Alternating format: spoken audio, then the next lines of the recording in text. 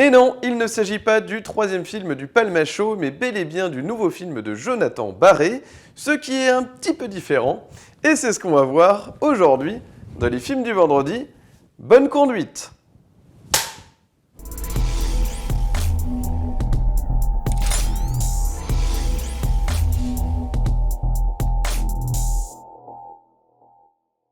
Salut à tous et bienvenue dans les films vendredi.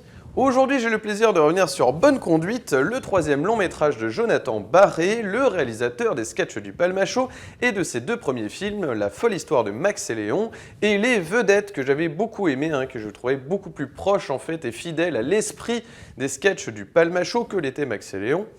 Et donc ce nouveau film se veut beaucoup plus personnel pour Jonathan Barré qui essaye justement de s'enlever de cette étiquette Palmachot pour nous proposer une histoire originale avec en vedette Laure Calamy, César de la meilleure actrice pour Antoinette dans les Cévennes, une comédie que j'avais pas vraiment appréciée, mais je dois reconnaître évidemment le talent de cette actrice qui campe ici une formatrice dans un centre de récupération de points en fait pour le code de la route. Quand vous faites des infractions, eh bien vous pouvez justement faire ce genre de stage pour pouvoir récupérer 4 points par année. Et donc ça donne lieu à toute une galerie, évidemment, de stagiaires un peu loufoques. Voilà. Et donc, pour elle, pour Laure Calamy dans le film, c'est l'occasion de guetter ses proies, puisque la nuit, elle devient serial killeuse au volant de sa voiture noire. Voilà, elle a une cagoule rose, et donc elle poursuit un peu tous ceux qui font des infractions au code de la route, et donc sortie de piste, carambolage en voiture et compagnie. Un jour, elle va faire la rencontre d'un stagiaire vraiment au comportement très je m'en foutisme total en fait sur la sécurité routière. Et là, elle va se dire tiens, j'ai ma proie idéale. Donc le soir même, après les cours, elle va le courser au volant de sa voiture et donc lui faire une sortie de piste.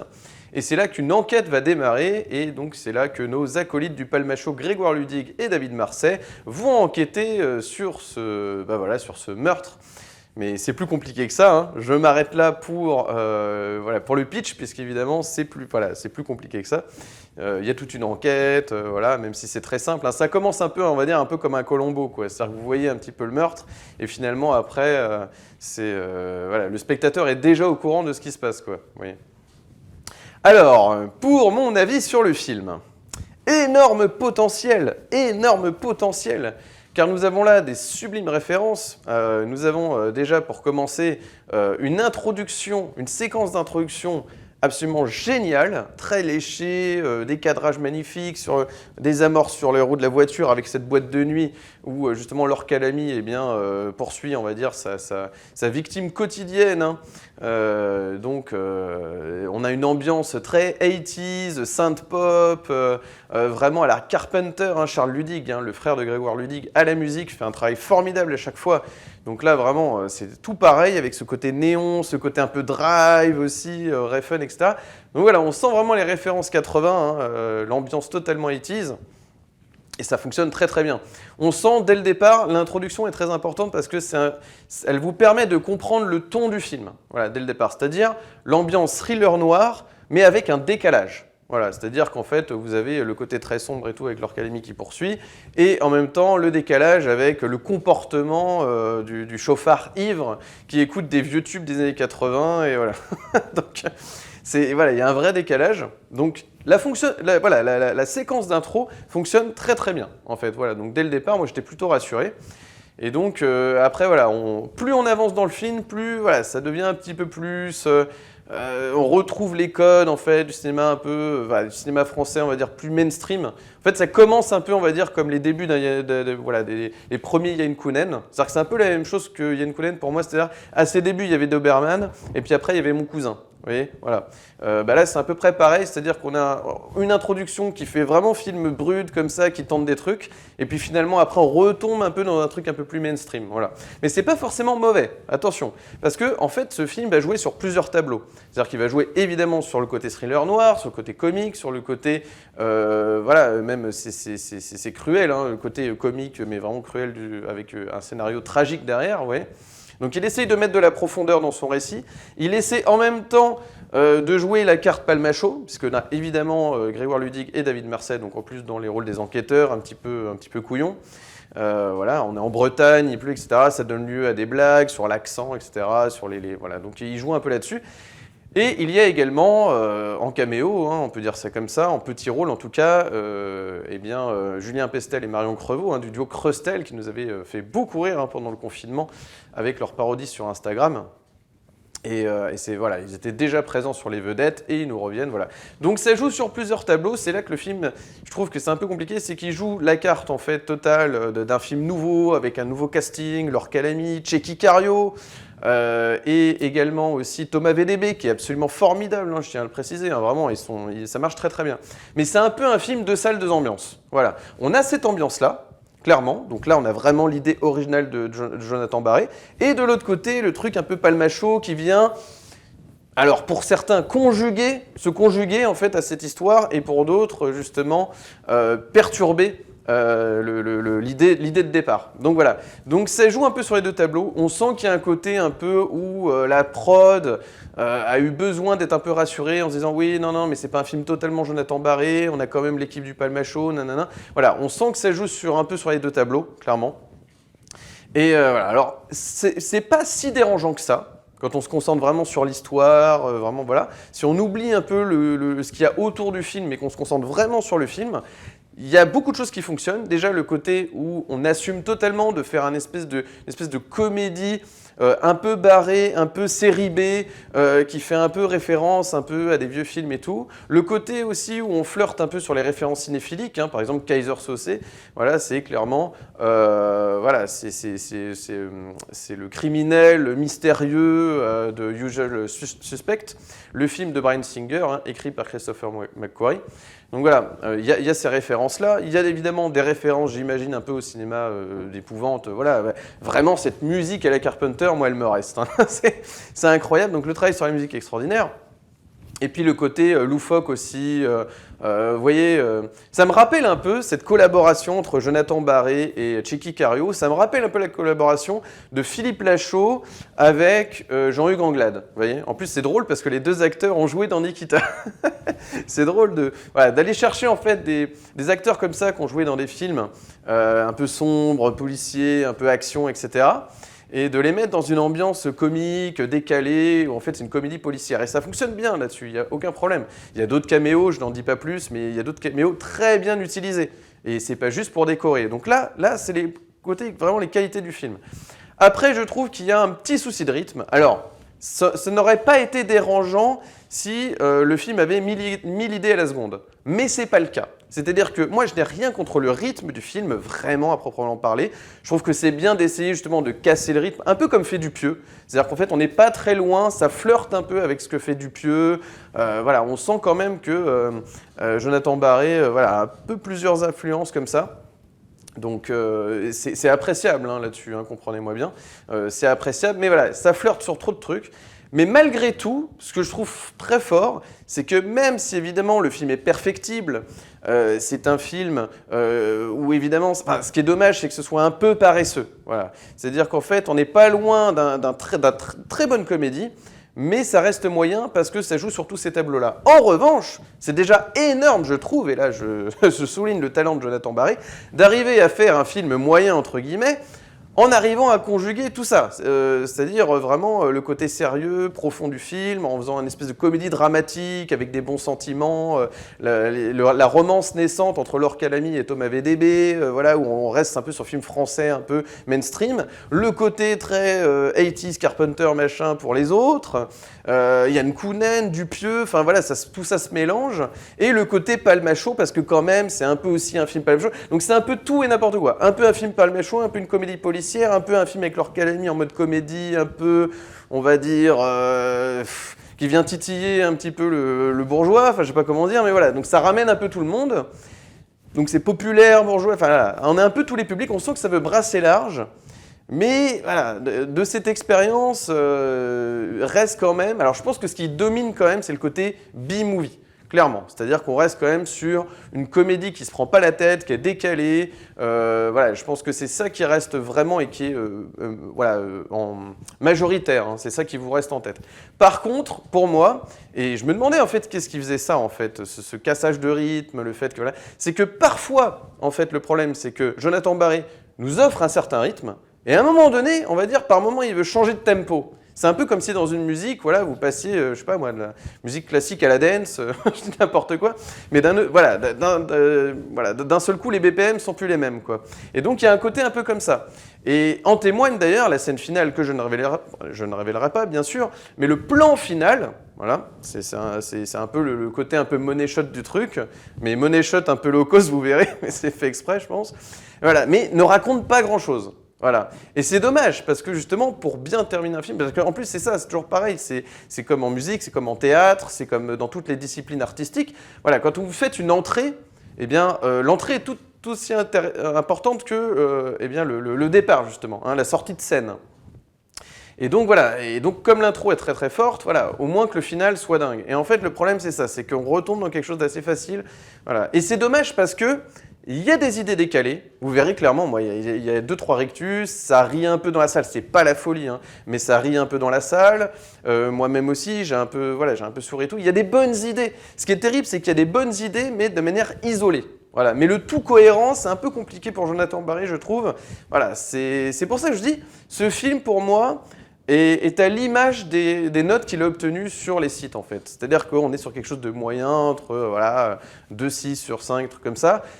Voilà, c'est pas mauvais, mais c'est moyen, en fait. Voilà, c'est tout. C'est que ça pourrait être un peu moins paresseux. Il y a un tout petit peu plus de travail, en fait, sur ce film, notamment sur le scénario, sur les idées décalées. Il n'y a pas assez de côté, hein, on va dire... de situations un peu burlesques, comiques, voilà. Il y en a de temps en temps. Mais comme ça joue sur trop de tableaux, en fait c'est ça, c'est comme ça joue sur trop de tableaux, ce film, eh bien il n'y a pas vraiment un des tableaux qui est traité à fond. Voilà, c'est-à-dire vraiment, si c'était pour faire un film totalement loufoque, allez-y à fond. Si c'était pour faire une comédie dramatique policière, allez-y à fond. Voilà, mais ça joue sur plusieurs tableaux. Et je pense que le principal, peut-être souci pour ça, c'est le fait qu'il n'assume pas totalement de ne pas faire un film palmacho. Je pense que voilà, c'est vraiment le truc pour assurer des entrées, assurer aussi, rassurer plutôt la production. Et c'est ça qui me dérange un peu. C'est-à-dire que je pense qu'il aurait dû prendre plus de risques, quitte à se détacher et ne pas faire appel pour une fois au casting palmacho. Et je pense que ça aurait été déjà un peu mieux. Un peu mieux parce qu'on évite des séquences qui n'ont pas vraiment à voir et qui ne résonnent pas avec le reste du film. Vous voyez ? Donc c'est un peu curieux, mais encore une fois, je souligne quand même la prouesse de Jonathan Barré d'arriver malgré tout à un niveau, comme c'est moyen partout, il arrive à garder une certaine qualité tout du long. Et on va au bout du film, quoi. On va au bout du film, on ne décroche pas. Comme c'est un film quand même relativement populaire, on n'est pas dans Apache, vous voyez, hein, qui à mon avis fera moins d'entrées, probablement, notamment parce qu'on y va aussi pour le casting, hein, faut pas se mentir dans Bonne Conduite. Hein. C'est-à-dire que c'est ce qui reste du film. C'est-à-dire que quand vous quittez la salle, vous dites ok, bon, c'était un peu moyen, mais j'avoue, Laure Calamy, franchement, elle m'a bien étonné, elle m'a bien épaté. Thomas VDB aussi est très touchant. Tchéky Karyo, il joue vraiment le rôle du méchant un peu naze, qu'on peut trouver dans le cinéma un peu low cost, quoi. Mais je pense que c'est totalement assumé. Hein. C'est-à-dire que le truc un peu... vraiment le méchant un peu naze, quoi, qui fait jamais peur. D'ailleurs, Laure Calamy, elle tourne toujours en dérision ce méchant. Mais ça marche, Et d'autres personnes, d'autres acteurs que je ne nommerai pas, sinon ça spoil un peu, puis ça gâche la surprise. Donc voilà, on n'est pas loin, vraiment ce qui est terrible, c'est qu'on n'était pas loin d'avoir un film justement original de Jonathan Barré, qui nous propose autre chose et tout, mais il retombe un peu dans des codes de facilité, etc. Donc c'est un peu dommage. Et par contre, je pense que le film est plutôt bien dosé, c'est-à-dire que le film respecte un peu la traditionnelle comédie d'1h30. Ça c'est plutôt bien fait, c'est-à-dire qu'il a quand même réussi à utiliser vraiment le format 1h30 comédie, à l'exploiter comme il fallait, au maximum, il n'y a pas de problème.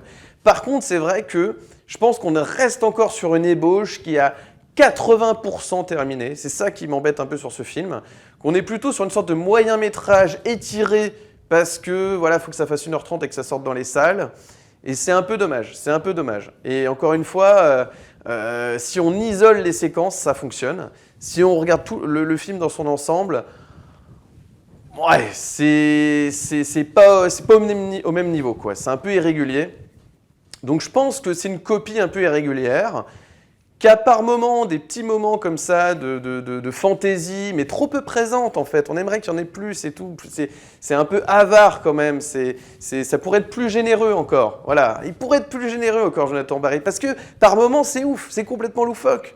Donc voilà, c'est ce côté totalement déjanté, eh bien, voilà, il n'y a pas assez de séquences déjantées en fait. Ça retombe très très vite dans le bon vieux film français avec les bons sentiments. Ce qui n'est pas forcément négatif, je le répète encore une fois, en soi en fait, puisque il arrive vraiment à mettre en scène, enfin moi voilà, ce qui me reste c'est vraiment la relation entre Laure Calamy et Thomas VDB, ça fonctionne. Voilà, c'est-à-dire qu'on arrive quand même à... C'est un film, malgré le fait qu'il joue sur tous les tableaux, on arrive quand même parfois à être ému, parfois à rire, tout ça. Mais c'est toujours, on va dire, sur une échelle, l'échelle des Frères Lumière, et pas d'échelle de Richter. Je ne sais pas si on peut dire ça, mais voilà, sur une échelle d'émotion, émotionnelle, on est peut-être à... Allez, un peu entre 5,5 et 6 sur 10 à chaque fois, quoi, vous voyez. Donc c'est pas mauvais. Allez, on va dire 6 sur 10, bien 6 sur 10, il n'y a pas de problème. Mais c'est dommage, voilà. Donc il va vous rester quelque chose de cette expérience, mais ça va être surtout, je pense, une des dernières séquences finales, la séquence d'intro et Laure Calamy, ouais, clairement, voilà, mais il va pas, enfin c'est surtout ça, en fait, faut y aller pour les acteurs. De toute façon, c'est le genre de film un peu populaire où vous y allez pour les acteurs, en fait. Et voilà, après pour le reste, c'est dommage parce qu'on n'est pas loin d'un film un peu novateur qui bouscule, qui titille un peu le cinéma français de ces derniers temps, qui reste quand même parfois un peu consensuel et tout. Donc ça le bouscule un tout petit peu, mais c'est encore gentil. C'est encore gentil, on peut y aller, voilà. Prouvez-nous, réalisateurs français, que vous pouvez encore plus bousculer les choses. Voilà, vraiment. Mais on n'est pas loin. C'est pour ça que je suis quand même un peu, voilà, c'est quand même un peu réjouissant de voir qu'il y a une petite tentative quand même de bousculer un petit peu les codes du cinéma français actuel. Donc voilà, au moins pour ça, voilà, je remercie Jonathan Barré de faire avancer un peu les choses. Voilà, donc, vous voyez, c'est pas totalement négatif. Voilà, donc écoutez, je vous recommande malgré tout d'aller voir ce film. Et c'est vraiment le film, voyez-le, un dimanche entre amis, voilà, sans prise de tête et sans grandes attentes. Voilà, hein. Voilà, je prends vraiment pour le film pour ce qu'il est, hein, comme à l'accoutumée, vous le savez. Donc voilà, une comédie de Jonathan Barré qui s'essaye tout doucement à des projets plus personnels. Je pense qu'il tente le coup, en fait. Si ça se trouve, ce sera un one-shot et tout le reste, il fera des Palma Show Movie, en fait. Mais on verra. Donc, affaire à suivre. Voilà, donc ce sera tout pour ma critique de Bonne Conduite de Jonathan Barré. Si vous avez aimé cette vidéo, n'hésitez pas à mettre un petit like, de vous abonner, d'activer la cloche pour ne manquer aucune de mes nouvelles vidéos et de me suivre sur Instagram, Steph_LFDV. N'hésitez pas à m'ajouter sur Instagram afin d'être tenu informé des prochaines vidéos sur la chaîne ou tout simplement pour accéder à mon contenu. Vous êtes de plus en plus nombreux à suivre les films du vendredi et je vous en remercie vivement. Pour les nouveaux arrivés, eh bien écoutez, salutations, bienvenue. N'hésitez pas à faire un tout petit clic sur s'abonner, ça permet de soutenir la chaîne bien entendu. Donc merci à vous d'avance et de mettre un petit commentaire aussi. D'ailleurs, j'aimerais votre avis parce que en ce moment là, en avril, il y a des grosses sorties. Alors on est plutôt sur des blockbusters. On a déjà la première partie des Trois Mousquetaires qui sort.